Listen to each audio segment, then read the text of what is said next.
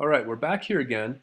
We've centered our piece, and now we're going to get ready to go on to the next step, which is opening.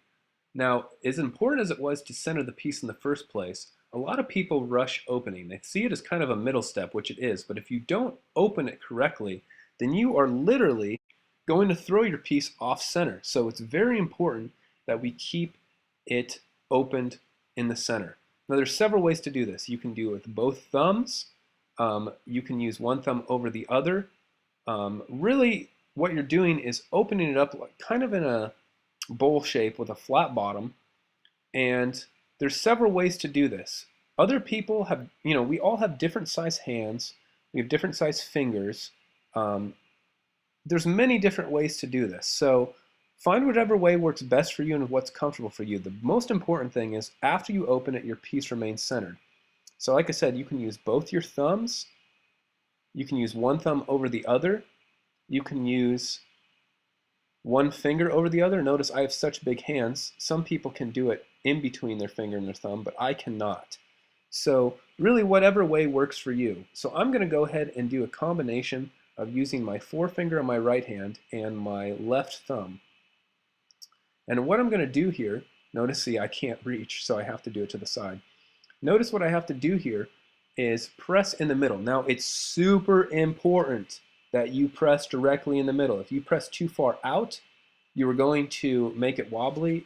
If you press too far forward, you're going to end up chopping off clay. Now notice also, I am not pressing straight down. You do not go straight down.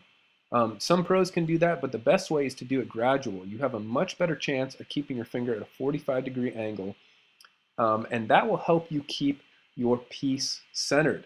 So notice I'm putting outside pressure, I'm pushing in while my inside finger is pushing out. And when you get to a depth anywhere from 1/4 to 5/8 of an inch from the bottom, it's time to stop the wheel. Now at this point we need to measure how thick our base is. So what you do is you're going to go ahead and grab your pin tool. You're going to take it vertically and stick it in the bottom of your piece, and then you're going to take your finger and slide it down until it touches the surface of the clay, pull it out, and then that shows you the thickness of your base. Now that's a little under 5/8. That's about as, that's actually less. That's like maybe like 3/8 of an inch. That's as thin as you want to go. Ultimately, I would say a little bit thicker, but for the sake of demonstration, let's keep moving forward. So that's the first part of opening. The next part is I'm going to actually take my fingertips, I'm going to put them on the base of the piece, and then I'm going to drag them flat across the surface. A lot of people do this at an upward angle. Don't go at an upward angle, but you want to go flat across the surface, and right at the end you want to hook your fingers in because you want to create a little wall that overhangs on the inside. So you want to drag straight across, not up and out. A lot of people do that, and that's a good way to make a bowl. But we're not talking about making bowls right now. We're going to focus on making a cylinder, which is the foundational shape for most things you make. So I'm going to add some water in there for lubrication. And make sure you're using your left hand and pulling on this side, because if you put on the other side, the wheel turns in your fingers, it can grab and it can chunk off and stutter and shudder and cause all kinds of problems. So I'm going to apply pressure with my outward hand, and I'm going to drag my inward hand, my fingers on the inside, across the surface, straight across the bottom, and then curl them up right at the end. So I'm going to go ahead and use medium speed, and of course with my big hands I'm putting it right in the way here. But I'm dragging straight across, and then I'm going to hook up and into the piece. So you can see what I did there is I drug it straight across the base and then hooked it up a little bit. Now I'm going to do this a little bit on the other side. Normally I wouldn't do this, but I'm going to show you this just so you can see what I was doing. So really you want to have a piece that looks like this. Now honestly I could have probably hooked in my fingers a little bit more, but this is a good place to start. Now the next step you want to do is to compress the bottom.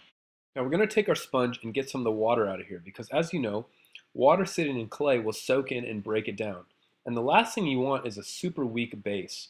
So what you're going to do is get the water out and then apply pressure. What you're basically doing is similar to what we do when we wedge, is you're compressing the clay molecules together, making them less susceptible to water, less gaps between it, and less probability of warping and cracking. Because when it shrinks, The rim tends to dry out first, and it'll actually suck water up from the bottom and can cause something called S-cracking in the bottom, which is a pain in the butt. And then I went ahead and took my fingers, ran them back and forth a couple times down in there to really make sure I compress the clay. And it's worth taking your time to do this because nothing's more frustrating than getting a finished piece and then having a huge crack in the bottom. So the next thing we have to do after we've hooked in our piece is we now have to take that clay and lift it up. So in our next video, we're going to be talking about pulling walls, which is where the piece starts actually looking like a cylinder and it gets really exciting. See you then.